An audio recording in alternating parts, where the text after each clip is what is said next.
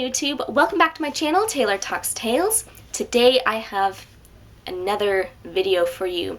This is the exact opposite of the video I just did. This is going to be my least favorite or worst reads of 2019. So this video may be slightly controversial. I know that it's much easier to be like, oh yay, you know, celebrating the positives of books, but when the least favorites come up, it can be a little tricky. So I do want to start with a disclaimer. If you guys like any of these books, that is a-okay. These are least favorites slash worst reads for me personally. So it's not an attack on you guys at all. You are more than welcome to like these books. They just didn't work for me for whatever reason. And also I will try, this is not an attack on anybody who likes these or the authors themselves. So I also am going to be showing the covers on my phone because for whatever reason, I've been trying to save my videos after they've been edited, and that's not happening, so I've just been uploading the raw footage, and that's also been happening with this as well, where I'm trying to like post the image of the book because I want you guys to be able to see the cover. So until I figure that out, I will show you the cover on my phone. I know that sounds a little weird, but I want to get this up before it's 2020. So anyway, let's get started. So my first book that I want to mention that was probably one of my least favorite books is The Last Ones Left Alive by Sarah Davis Goff. This is what the cover looks like.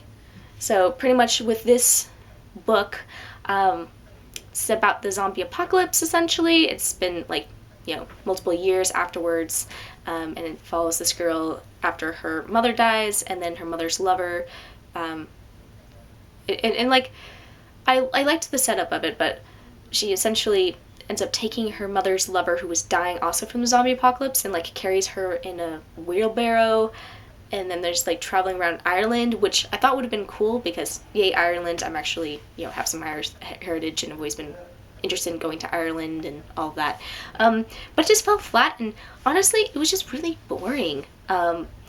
I just did not get into it, and there's these like fighter girls called the Banshees, which I'm like, that sounds legit, and that wasn't ever really explored much, and there's missed potential in this book. And again, it's hard to make the apocalypse boring, but this definitely happened, so I was just very disappointed.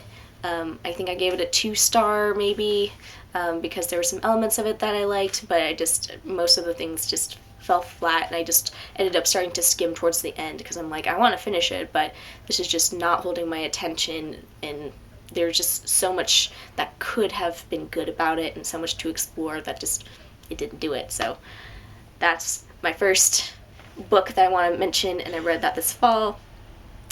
The second one is The Lost Coast by Amy Rose Capetta. So this is what it looks like. Has a pretty nice cover. I actually really like it a lot. And this premise of this book sounded so much like something I would love. I love witchy books, and of course this has a lot of LGBTQ representation and all about like, female friendships and all that, and it was supposed to have like magical realism and all that, but not a lot happened in this book, I felt like, and it had that type of writing where it's just like too purpley and too flowery and too like, oh, I'm trying to be super cool and creative, and it just seemed like over the top and annoying for me personally. Just was not having it. And also there's like a lot of illogical things where I'm like, this girl, her mom let her pick where they were gonna live. I'm like, that, I don't know too many parents who are just like, let's up and move across the country because you pointed at a map and said, let's go move here. Maybe. I mean, maybe there's some parents out there who are like that. I don't know them though. And again, there's also like a boy died, and I feel like if I saw somebody die with, sticks coming out of their chest, and I'm someone who's like pretty desensitized to gore, and I've seen animals die in the vet clinic field and stuff, I would still be sort of traumatized a little bit, especially if you like knew that person, but that was not really addressed, and it just, it was just, again, missed potential. I was really looking forward to this book. I thought it was going to be I wanted it to be more than it was, essentially. It just kind of fell apart pretty quickly, so it was very hard for me to get through, and again, I started skimming. When I start skimming, it's not a good sign.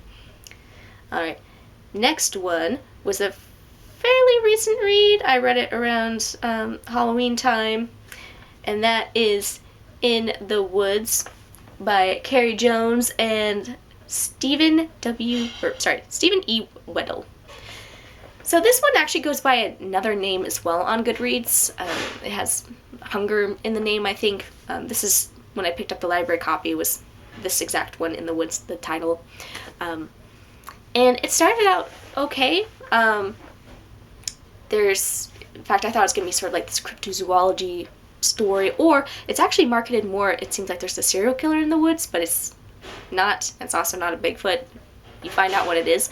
But there's also just a lot of missed potential with this book.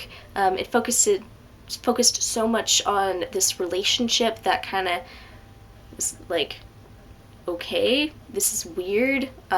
There's also disappearing parent syndrome and just some illogical stuff going on, pretty much. And it had a cool twist. I did enjoy the twist, but that was not enough to save the book. And then it just got weirder and weirder. And then it also sort of had that, oh, I'm special, oh, my bloodline's special kind of thing. And I'm like, okay. And also, like, the dad character was like, what are you doing, dude? This doesn't make any sense if you know about the, you know, there were just a lot of things going on. And the writing was just like, okay, but it was just not for me, which is too bad, because, I mean, the cover looks kind of cool.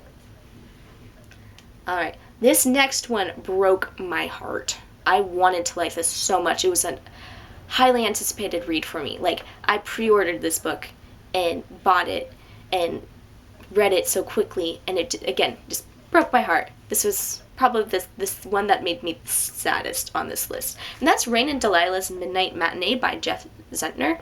So, Jeff Zentner is the author of The Serpent King and Goodbye Days, which are two YA books, like contemporary books that I love. Especially The Serpent King. I fell in love with that book. I've read it multiple times.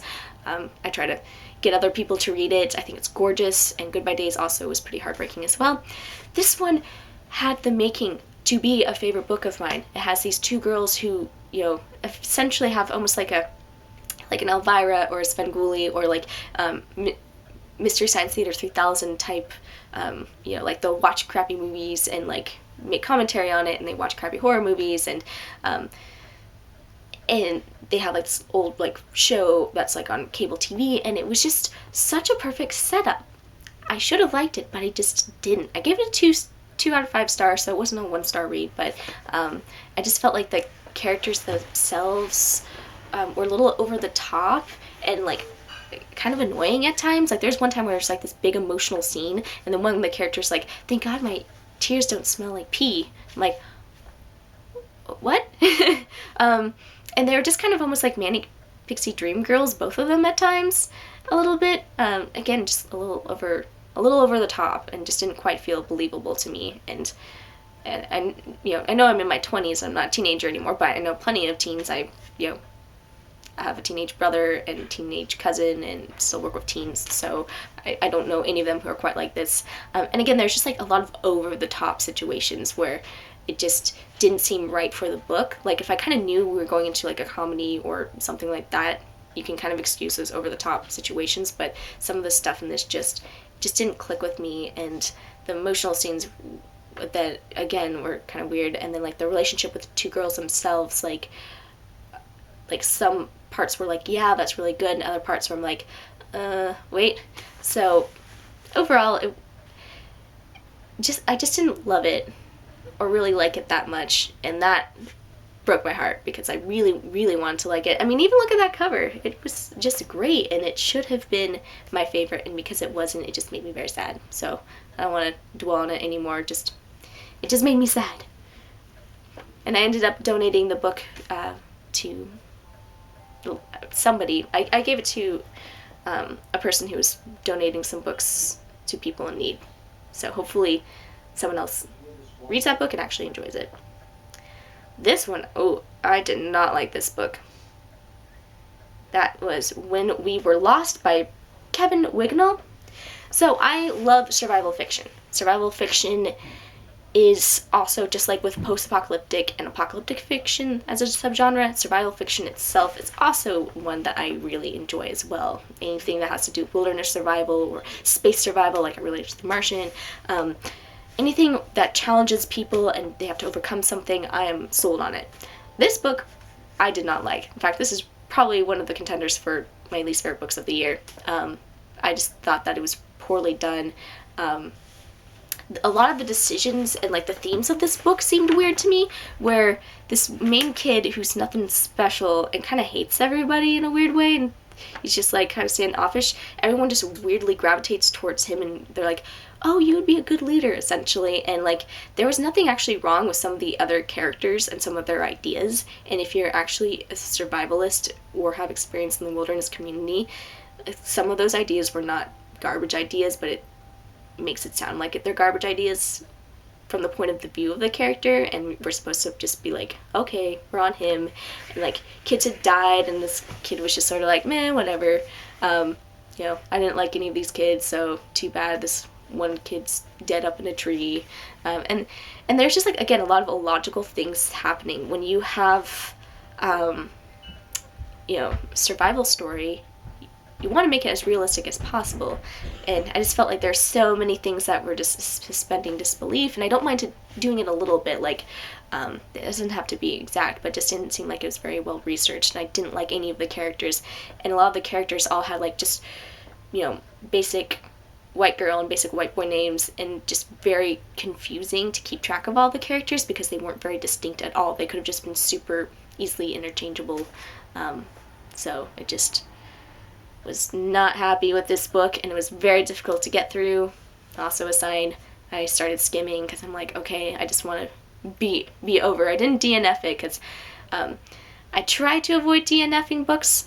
I usually DNF a book if like I am like, okay, there's just specific reasons why I'm just not going to ever pick it up, or I will do basically a book where I call it a set down, where basically I set it down until I'm ready to read it again, because sometimes it's just based off of mood.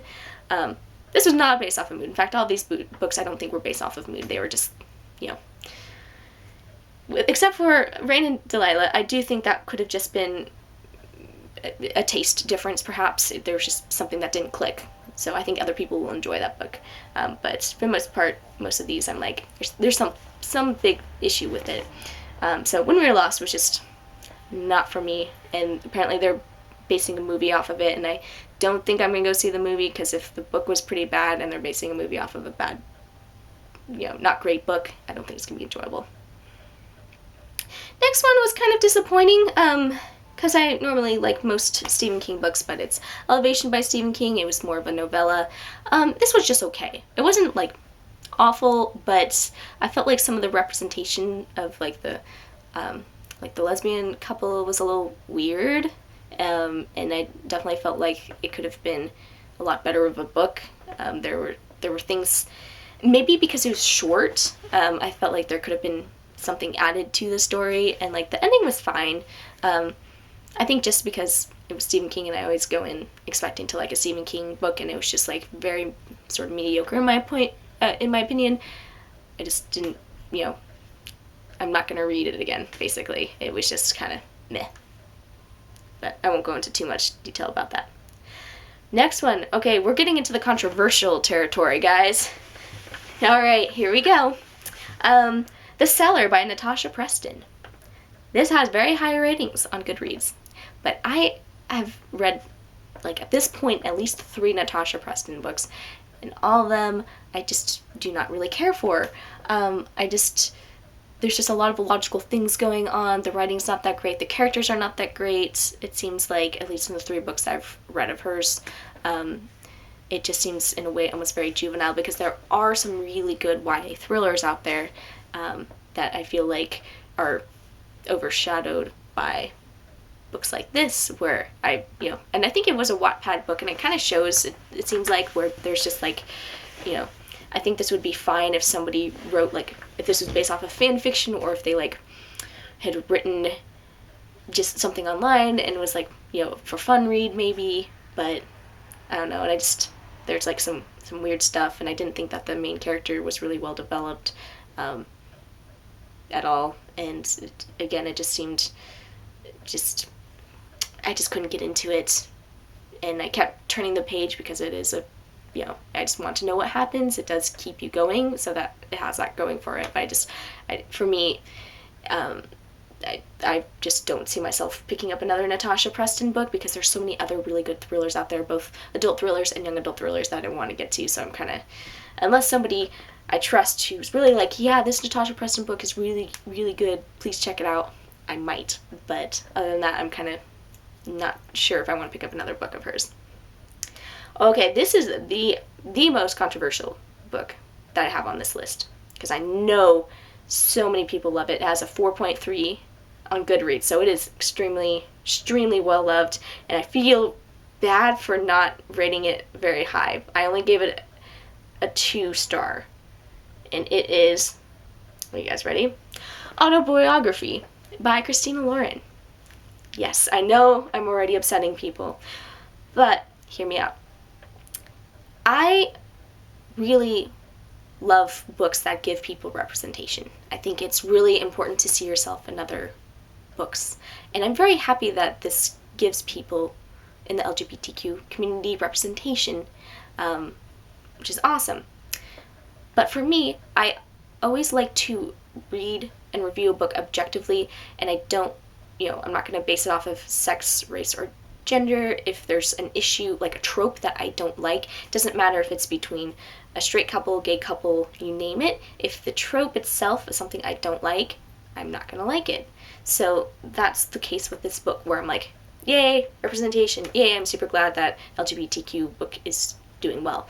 But there's insta-love in it, big time. I don't typically tend to like insta-love. I don't mind romance, but I like some development to it. And the main character gets pretty obsessed with Sebastian, his love interest, pretty quickly, and that's like all he thinks about. And then there's like a lot of the secondary characters were not well developed at all. I felt like, in particular, his relationship, the main character's relationship with his friend Autumn, his best friend, was like not great. He was not a good friend to her. Especially, there's one thing that's a spoiler, and I can't really talk about it, but it was like very upsetting to me that he did this without concern about her. And then later she said, "Oh, it was me. I led him on." And I'm like, no, you were obviously upset about it. Like, you could tell that she was upset. And there's just like weird stuff going on. And again, it was very like insta-lovey, and Sebastian himself was not treating main character very well. I think he was doing a lot of the like, I can't come out because I'm Mormon, we're gonna break up, get back together, break up. And I'm like, that's not very healthy or good, even if you are struggling. And again, there's just like that kind of stuff that I just did not care for. I did like the exploration of being Mormon and gay. I thought was really cool. And I lived in Salt Lake City for a couple of years, and I definitely, saw some elements of that, and I did appreciate that, which is why this is like a 2-star book, maybe even 2.25, but there were just like some problematic elements to it that I just didn't care for, which I know is probably going to get some, people are going to want to talk to me about it, and like, that's totally fine. Like, again, if you like this book, that is good for you. It just, for me, these things were things that I just, took away from my enjoyment of the book, and I just don't plan on rereading it ever. Which is too bad, because I also do enjoy the cover. I think it's very aesthetically pleasing, and I like the punny name, but the other elements to it, and the fact that it wasn't a very engaging book to me, because there's so many other good LGBTQ books out there. I'm going to be doing a series on that at some point, or at least a video on my favorites, because there definitely are some, and this is not it for me. Alright, just a couple more. The Disasters by M.K. England. I'm not going to talk too much about this, but essentially this is supposed to be a really cool space book that is like a, space meets the Breakfast Club, and they're going on adventures. And it started off pretty solid. I liked some of the world building, but ultimately just kind of fell flat, and I felt kind of bored reading this. this could be the case I just wasn't in the mood for it, so again, I'm not going to spend too much time on it. I just don't think it was the right book for me, but it may be a good book for you. But it just didn't feel as sci-fi-like as I wanted it to be. Alright, just a couple... Actually, I think this is the last one. Yeah, this is the last one. Alright, In a Dark, Dark Wood by Ruth Ware. I'm excited to actually give Ruth Ware another try with Turn of the Key. I've heard amazing things about it. I'm going to be picking it up at my library. Very excited for it. But In a Dark, Dark Wood,